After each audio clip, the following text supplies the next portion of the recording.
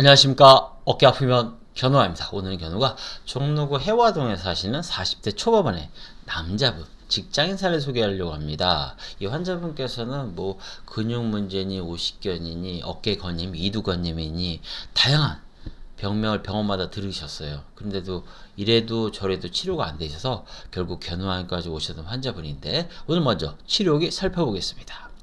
왼어깨 때문에 2년 동안 너무 힘들었습니다. 젊은 나이 왼팔을 제대로 사용할 수 없어서 절망적이고 우울했는데 원장님 덕분에 좋아하는 운동도 다시 시작하게 되었습니다. 이제 정말 살 것 같네요.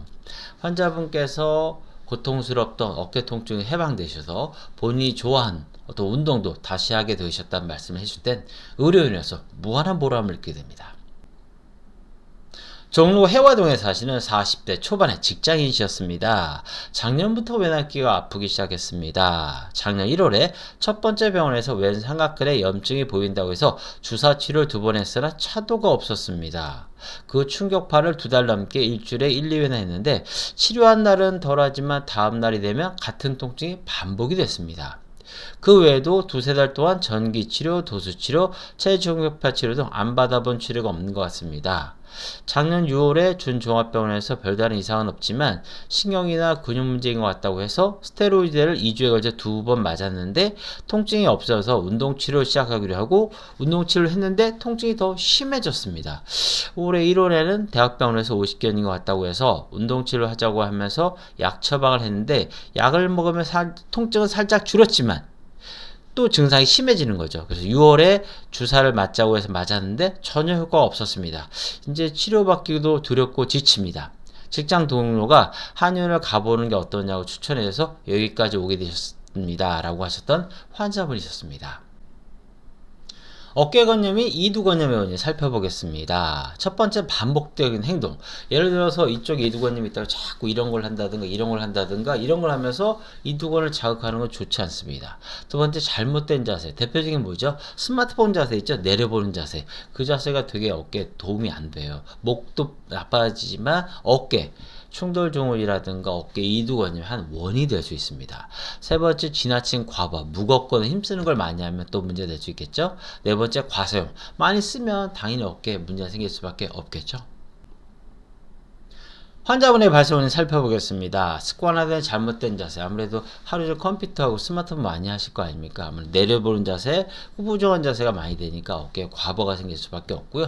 그 다음에 많이 쓰면 당연히 어깨는 나빠질 수밖에 없어요. 특히 무겁거나 힘쓰는 걸 많이 하면 어깨가 나빠진 하나는 원인 중에 하나 될 수 있습니다. 세 번째, 환자가 기억하지 못하는 그 밖의 원인. 다른 것들도 있을 수 있겠죠. 뭐 넘어졌다든가 쿵 부딪혔다든가 이런 것들이 마이크로 트로마 처럼 빵빵빵 생기다가 어느 순간 빵 터질 수도 있는 그런 문제가 될 수 있습니다. 환자분의 알려진 주의사항 살펴보겠습니다. 첫 번째, 불필요한 자극. 환자분께서는 진료하는 동안도 자꾸 어깨가 불편하시니 자꾸 거기 주무르고 자꾸 이런 걸 하고 계셨거든요. 이제 이두건염이나 어깨건염이 생기면 어깨 소리라든가 통증도 자주 생겨요. 그러면 자꾸 확인을 하게 되는데 이런 건 도움이 되질 않아요. 오히려 아픈 곳에 대한 또 다른 자극, 2차적인 순환법이나 또 다른 문제를 야기할 수 있기 때문에 통증이 있는 염증 부위를 가급적 자극하지 않는 게 좋고요. 그곳에 자꾸 신경이 가고 뭔가 하고 싶다면 거기서 아이스팩을 살포시 하셔서 10분에서 20분 하루에 2~3번, 3~4번 전후로 하시는 건 좋습니다. 두 번째, 컴퓨터. 하루 이제 아무리 컴퓨터 하니까 자세가 무너질 거 아니에요. 그래서 전 이런 분들의 저런 말씀 드려요. 30분에 한 번씩 화장실 갔다 오시라고 해요. 왜? 화장실 갔다 와서 앉으면 딱 정자세로 앉게 되잖아요. 그러다 보면 또 컴퓨터는 또 무너지거든요. 그래서 모니터 밑에다가 뭐 30분에 한 번씩 화장실 가기 이런 것도 참 좋지만 스마트폰에 알람 기능을 해놔서 뭐 20분이나 30분에 한 번씩 무조건 화장실 갔다 오는 그런 연습을 하는 것도 좋습니다. 세 번째, 스마트폰도 마찬가지겠죠. 내려보게 되면 목만 나빠지는 게 아니고요. 견갑이 기울게 되잖아요. 그러면서 상완과 간격이 좁아지게 돼요. 그 충돌증후군이라든가 이두건염의 한 가지 원인이 될 수 있습니다. 네 번째, 책 읽기, 독서대. 자, 책을 읽을 때 우리 보통 내려보게 되잖아요. 내려보게 되면 똑같아요. 스마트폰 보는 자세처럼 견갑이 기울면서 상완골의 간격도 좁아지고 충돌의 가능성이 높아지기 때문에 어깨 충돌 증후군이라든가 이두건염의 원인이 될 수 있거든요. 그래서 이 환자분 같은 경우는 책 읽는 걸 되게 좋아한다고 하셨어요. 그런 경우에는 독서대 밑에다 책을 괴서 화면의 가운데가 내 눈높이, 그래서 컴퓨터나 스마트폰, 노트북, 책을 보실 때 항상 화면의 가운데가 내 눈높이로 해서 보는 연습을 하시는 게 상당히 중요합니다. 환자분의 중요한 치료 방법 살펴보겠습니다. 첫 번째, 왼쪽 어깨 주변의 근육을 풀어주면서 바른 자세를 유지하고 거뇌 기능을 정상하면서 거뇌 운동성을 살리고 주무르기, 어깨 돌리기 등을 하지 말며 기혈순환도와 거뇌 회복 능력을 극대화하고 원기를 끌어올려 손상된 건을 강화하며 어깨 관절의 운동 범위를 정상화시키고 어깨의 바른 정렬을 도와주면 괴로움과 고통에서 벗어날 수 있습니다. 견우방송 보신 분들 아실 거예요. 견우방송의 핵심 뭐다? 증상별 주의사항입니다. 일단 어깨건림이 생기게 되면 특히 만성화되면 환자분이 그 증상에 통증에 집착하게 돼요. 그래서 아픈 곳을 자꾸 확인하거나 주무르고 마사지 하시게 되거든요. 어느 부위가 아프다는 건 염증 반응이 있다는 거예요. 그 부위를 자극해 줄 거 하나도 없어요. 가급적 릴렉스 상태로 건드리지 않는 게 좋으세요. 특히 무겁거나 힘쓰는 것도 좀 피해 주시면 좋고요. 여러분의 관심을 조금씩 끄셔야 회복도 오히려 빨라집니다. 그 다음에 자세도 중요한데요. 특히 어깨건염은 자 보세요.